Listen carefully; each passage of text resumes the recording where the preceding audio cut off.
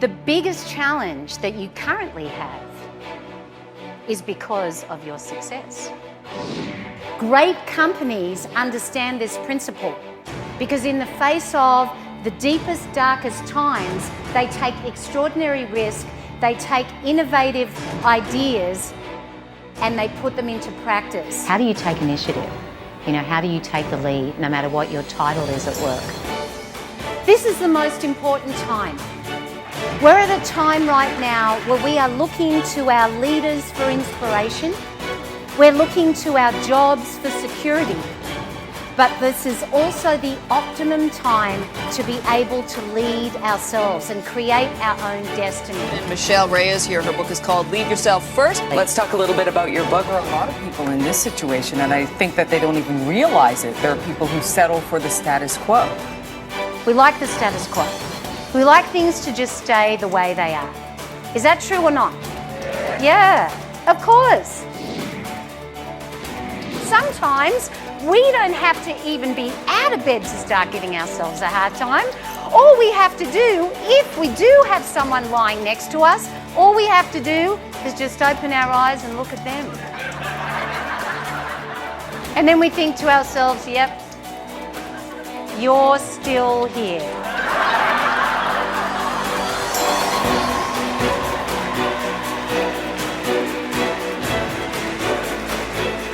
Are you all in? Change is about taking a risk. If you don't like where you are, if you don't like what's happening, you can always choose to change it. Lead yourself first is absolutely my passion. And I believe that everybody has the ability to be the leader of their own life. Leadership is all about your mindset. Blockbuster video. What happened to Blockbuster Video? What happened to Blockbuster Video is that they didn't change. I remember going to the store, getting their videos. Do you remember doing that too? Couldn't wait till the new release came out, and then, of course, everything went onto a DVD. But what they were doing, maybe knowingly or unknowingly, was that they were building walls around themselves instead of building bridges to the future. And then what happened? There's an organisation ideally positioned with the new phenomena of the internet to not be thinking ahead. Then comes Netflix, who tore the walls down and capitalised on an opportunity to build bridges to the future. We have a legacy and we have an identity.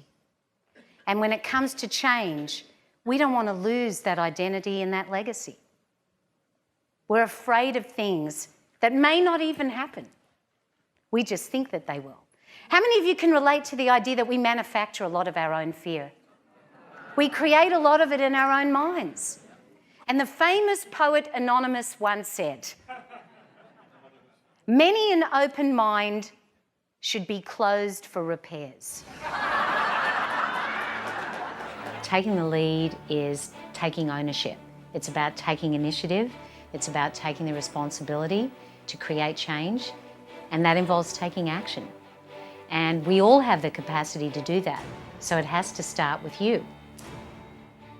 We know that there are so many forces that are outside of our control. And when you're tested in that way, how do we remember to stay focused on what's within our control? And what's 100% within our control is ourselves.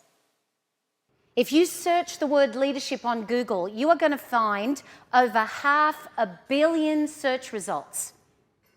And while there is no single all-encompassing definition of leadership that's out there, I believe that this is the most all-encompassing definition, and it happens to be mine.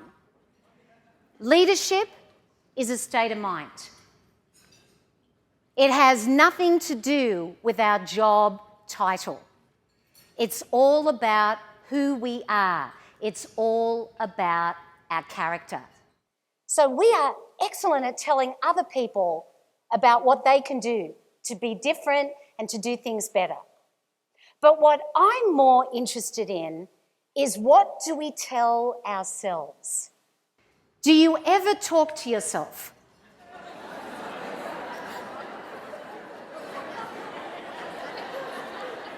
You know what? If you're not sure, you just said, do I talk to myself? I think one of the key things with leaders is that they need to understand the difference between being transactional and transformational.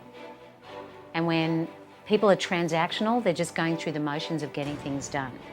And that's what managers do. Leaders, on the other hand, are focused on being transformational. You tell me if I'm right about this. We all want to be valued, we all want to be appreciated, and we all want to be understood. And when you look at the world that way, there is no divide. Whether we're talking about culture, whether we're talking about generation, whether we're talking about gender. We all want the same thing. We all want to know that we matter. All non-profit organisations are facing exactly the same challenges as the corporate world. How do we attract people into our organisation?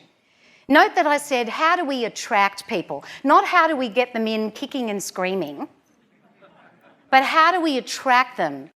Deloitte did a survey right across the world to almost 30 different countries, almost 8,000 millennials, asking them what matters to them. And have a look at these results. Isn't that amazing that 75% of them feel that organisations, businesses, are far too focused on their own agenda than they are into helping improve society? This is the millennials. You know, we have our own lens about them, but are we right about them? Here's something else that they said. The main reason that I am going to choose to work for an organisation is because of what that organisation stands for. What is their purpose? Number one driver to the millennials. Are you surprised? Now, is this going to happen overnight? No. It's going to take strategy. It's going to take planning. It's going to take courage. It's going to take conviction to be able to engage people in the process.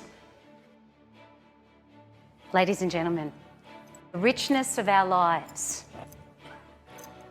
is not measured by how much money we have, by how much property we own.